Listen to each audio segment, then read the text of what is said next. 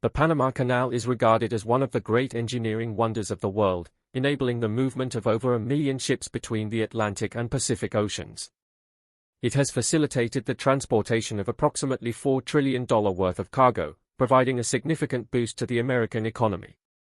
Recently, Elon Musk has expressed concern about the canal and its current state, particularly in light of recent events.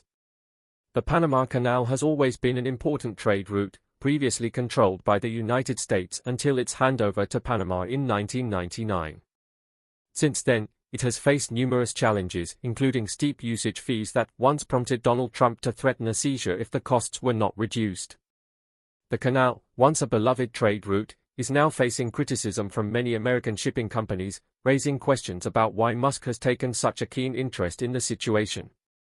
Donald Trump, during his tenure as president-elect, offered a glimpse of his intentions regarding the canal, sparking both surprise and support among his followers. On December 22, during a rally in Arizona, Trump criticized Panama for imposing exorbitant fees on American ships using the canal.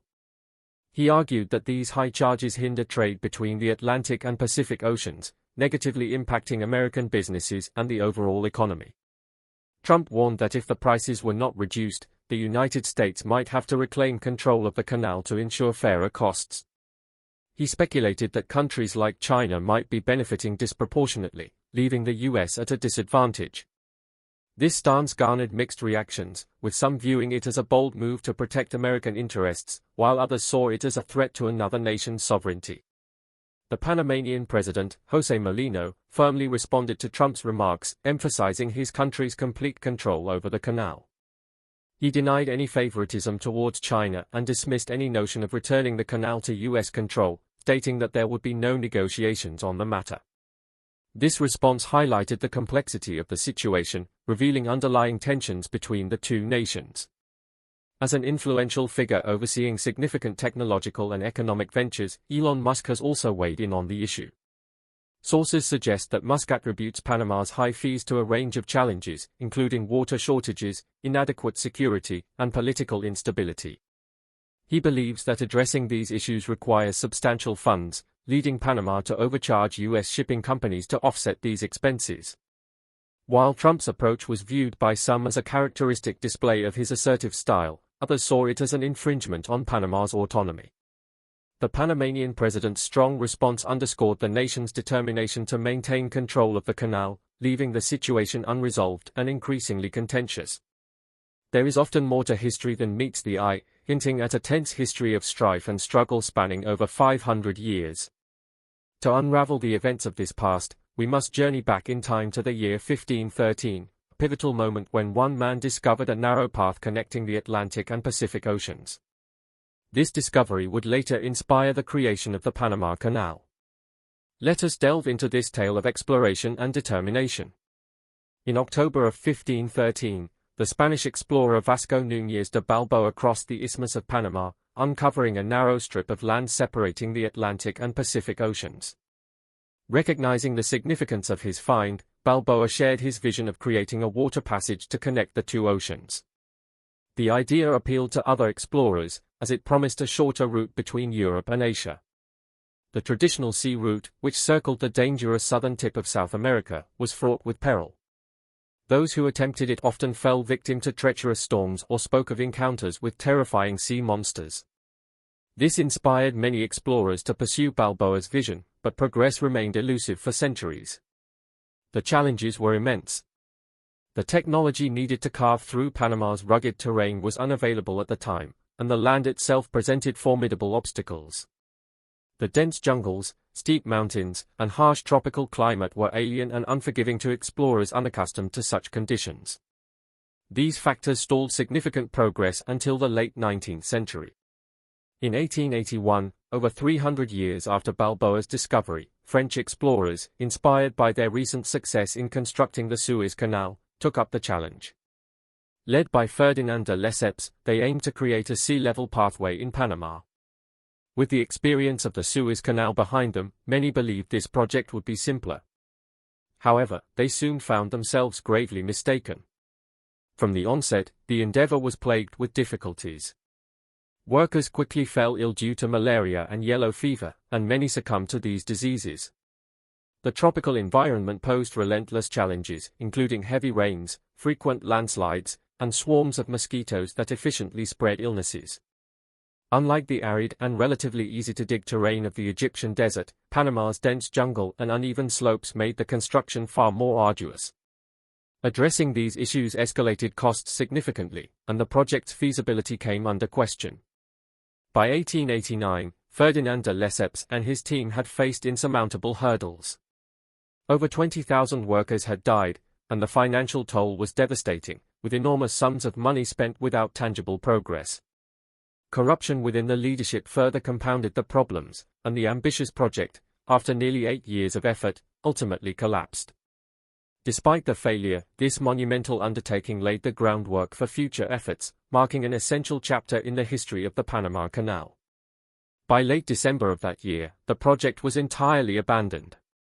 It was deemed a failure by all metrics.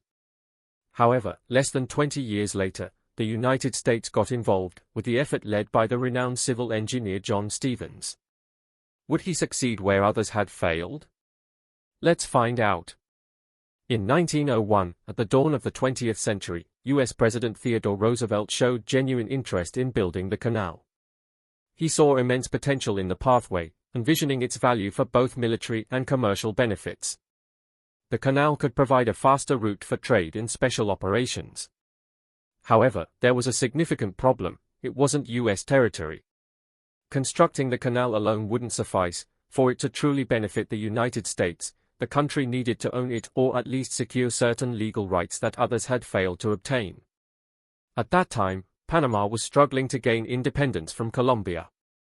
The U.S. recognized an opportunity to gain Panama's favor. In 1903, the United States supported Panama's bid for independence, and in return, Panama agreed to a treaty granting the U.S. control over the canal zone in exchange for financial support.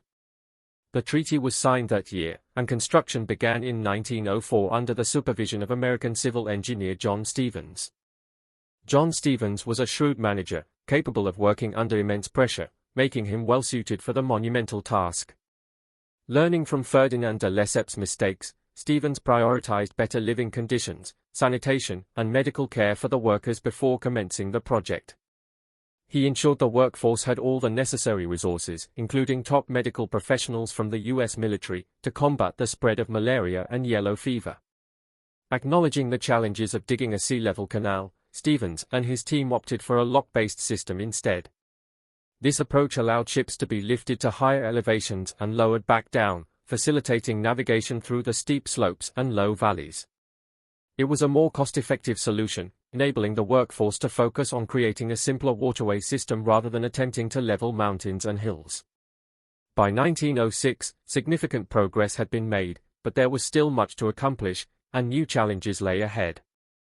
Towards the end of 1906, tensions began to escalate between President Theodore Roosevelt and John Stevens. Initially, the administration had provided all the necessary resources to support the project, but as time went on, their involvement seemed to hinder progress.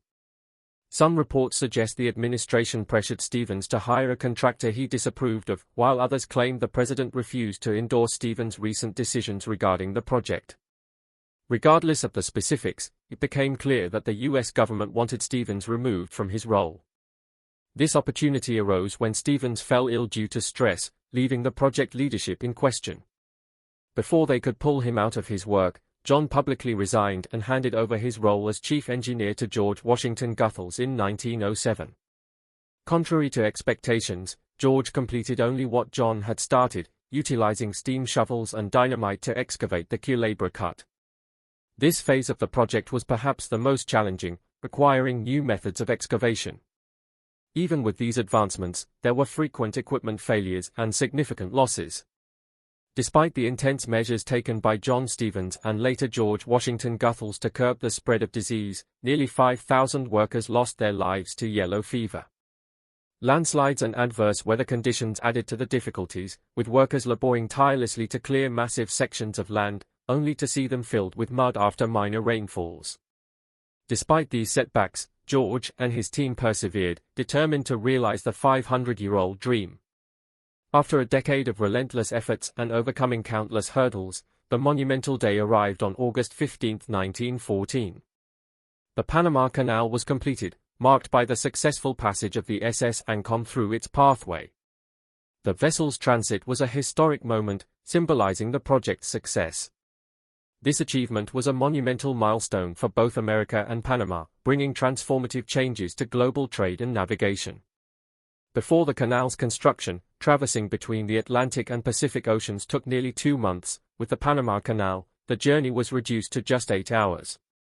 Workers from various countries, including skilled laborers from as far as the Caribbean, contributed significantly to this colossal endeavor. The United States had succeeded where others had failed, creating a strategic and vital route for trade and special operations. However, the question remained, how long could this control last? From the moment the Panama Canal opened, it was owned and managed by the United States, extending their authority beyond the pathway to the entire surrounding zone. President Roosevelt had been right in recognizing the canal as a critical strategic asset, particularly with the impending global war. Under U.S. control, the canal primarily served to transport supplies for the U.S. military. Even after the war, the U.S. maintained control, modifying the canal to accommodate larger vessels, though some plans, like those for the massive Seawise giant, never materialized. The canal's importance grew as countries around the world sought to use this faster and more efficient trade route, resulting in heavy ship traffic in the area. For Panama, the arrangement brought significant financial benefits through generous compensation from the United States. However, after nearly 5 decades of U.S. control, change was on the horizon when Panamanian President Omar Torrijos assumed power.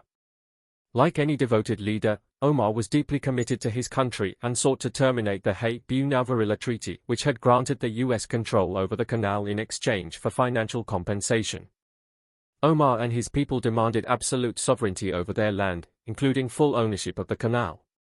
Through the late 1960s and early 1970s, President Torrijos initiated negotiations with U.S. President Richard Nixon, determined to reclaim Panama's rightful control over this vital asset. Though these exchanges were tense and difficult, they concluded with the signing of the Torrijos-Carter treaties in 1977. These agreements granted Panama more legal rights to the canal over the following 2 decades. Gradually, the rights allocated to Panama increased until December 31, 1999, when the country gained full control and ownership of the region. However, tensions escalated in the ensuing years.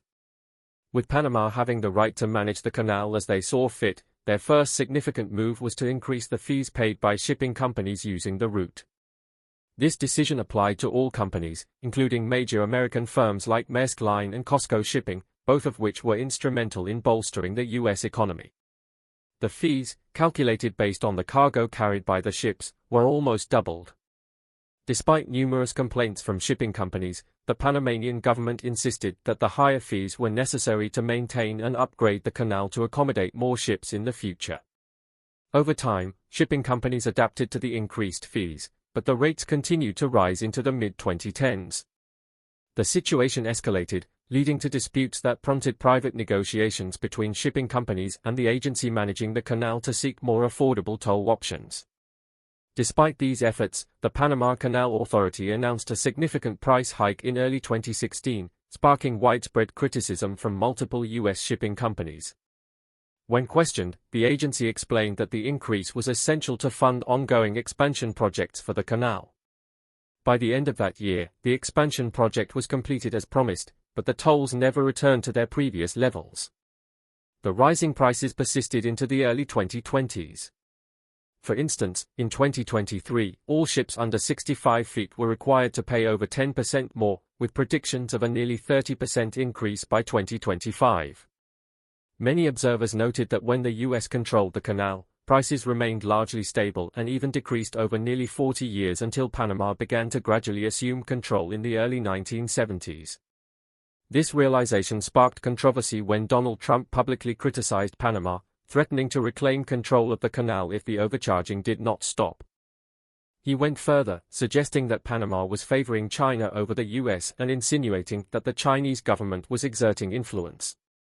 The Panamanian government strongly refuted these allegations, with President José Raúl Mulino asserting that the country's ownership of the canal was sovereign and free from external influence.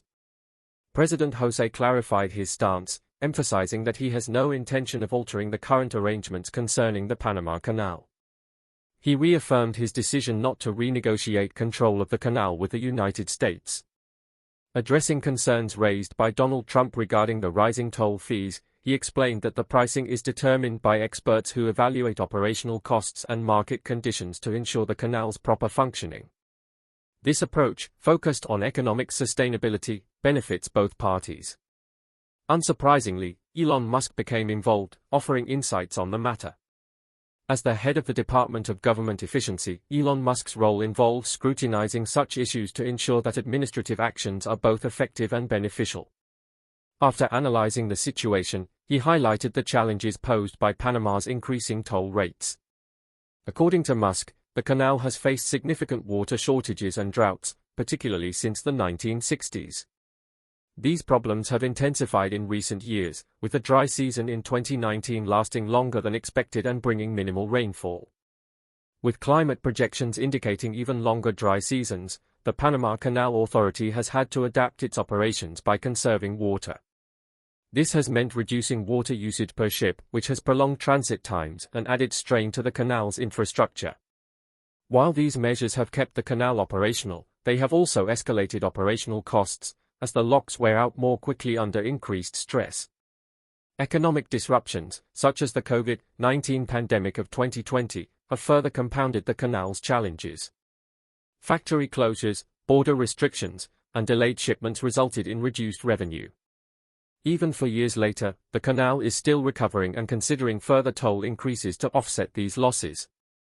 With over 20 large ships transporting critical oil and gas shipments daily, concerns about energy security and geopolitical influence over the canal's declining capacity are growing. As global trade disruptions, water shortages, and geopolitical tensions persist, the Panama Canal faces mounting challenges. Musk suggested that future-proofing the canal is essential, pointing out that much of its infrastructure, built over a century ago, needs significant modernization. Despite upgrades and expansions since 2016, these efforts have merely managed existing issues rather than resolving them. Musk noted that comprehensive upgrades would be prohibitively expensive, and raising funds through higher tolls could deter shipping companies. Even if sufficient funds were available, complete shutdown of the canal would likely be required for renovations, a process that could take years, even with modern technology. Musk's observations underscore the reasons behind the rising costs of transiting the canal for American vessels, offering a broader perspective on the challenges faced by Panama. As Donald Trump prepares for his presidential inauguration on January 20, speculation surrounds his intentions for the Panama Canal. His remarks during a rally in Arizona on December 22 suggest a bold approach to the issue, potentially involving renegotiations with Panama to regain some of the control the United States held for over 5 decades. Trump may pursue deals that Panama cannot easily refuse, aiming to restore American influence over the canal. With the world watching, many are eager to see whether Trump will attempt to reclaim control of the canal or if this is merely a political maneuver. Share your thoughts on this unfolding story in the comments, and don't forget to like, share, and subscribe.